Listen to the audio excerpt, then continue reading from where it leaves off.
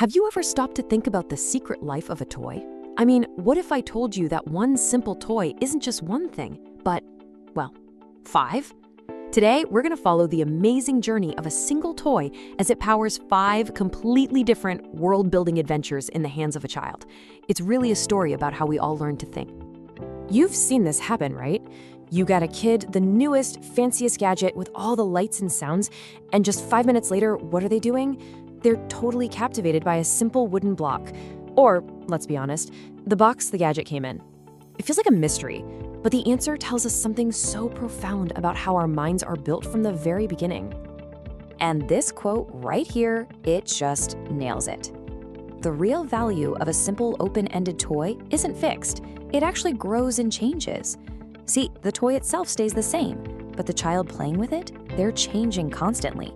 And with every new stage of development, they unlock a totally new way to play, a brand new adventure with that very same object.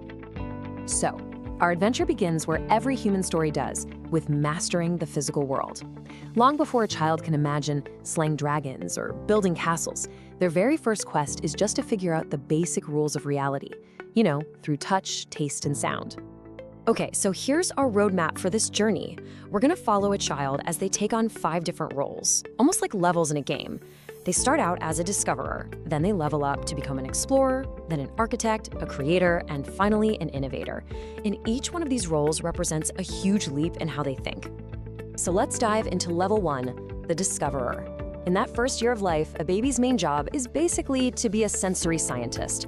The world is their laboratory, and their number one piece of research equipment, you guessed it, a simple toy. And one of the first great discoveries they make is this incredible concept called object permanence. Think about it. When you hide a toy under a blanket for a tiny baby, that toy has literally vanished from existence. It's gone. So through a simple game like peekaboo, they make this unbelievable cognitive jump, realizing that things are still there even when you can't see them. This isn't just a fun little game, it's the absolute foundation for memory and all abstract thought. It's a huge deal. This whole stage is just about gathering data. What does this block taste like? What sound does it make if I bang it on the table? And at the same time, they're upgrading their hardware.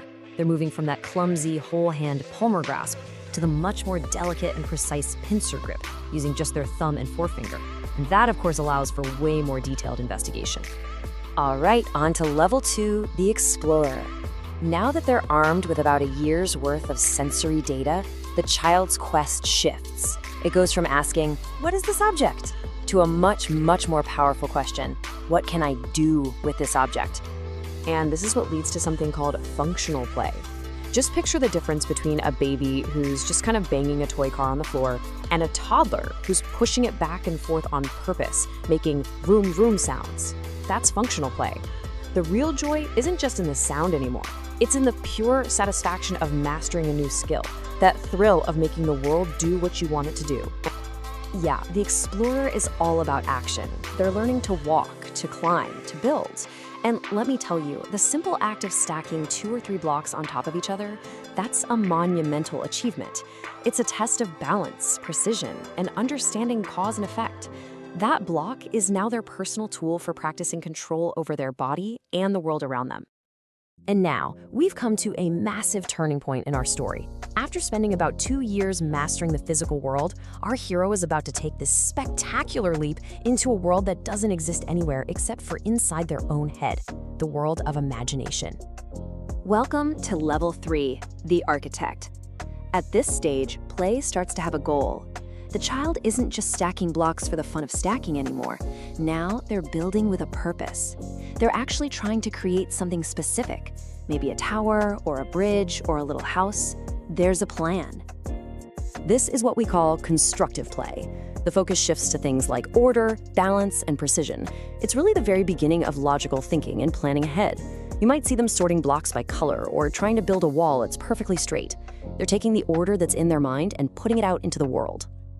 And this comparison just illustrates the next big leap so perfectly. For the architect, a block is, well, a block. It's a building material. But for the creator, that exact same block can become a telephone, a sandwich, or even a spaceship. The focus totally shifts from what the object is to what it can be. So let's meet level 4, the creator. This, my friends, is where the real magic happens. The toy completely breaks free from its physical form. It's no longer defined by its shape or its color, but by what it can represent inside of a story. This amazing cognitive superpower is called symbolic representation. And if you think about it, it's the exact same skill we use to understand that letters on a page represent sounds, or that a little heart emoji means love. This is the foundation of all abstract thought, and it's practiced and perfected during pretend play. Okay, so up until now, our hero's journey with their toy has been pretty much a solo mission. But for this final adventure, they have to learn to build something new. Not just structures or stories, but communities.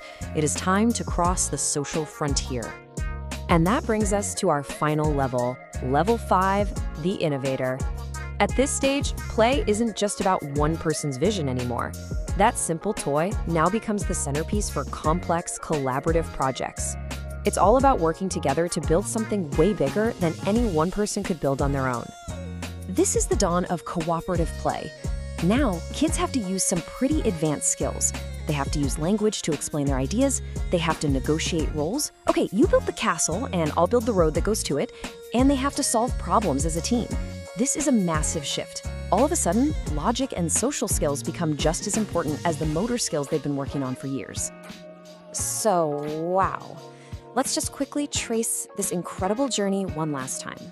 We've watched one single toy transform from a simple object to be tasted and touched into a tool for building entire collaborative worlds. I mean, just look at how the focus evolves. In the first couple of years, it is all about its physical properties. Then the architect comes along and brings in cognitive organization, putting things in order. And finally, the creator and the innovator use that exact same object for abstract thought and really complex social negotiation. The toy never changed, but the mind playing with it, it went through a complete revolution. And really, that's the big idea here. Play isn't just something to pass the time. It is the work of being a child. It's how we build our minds. So the next time you see a kid totally lost in play with a simple object, you'll know you're not just looking at a kid with a toy. You're looking at a discoverer, an explorer, an architect, a creator, or an innovator on a truly grand adventure.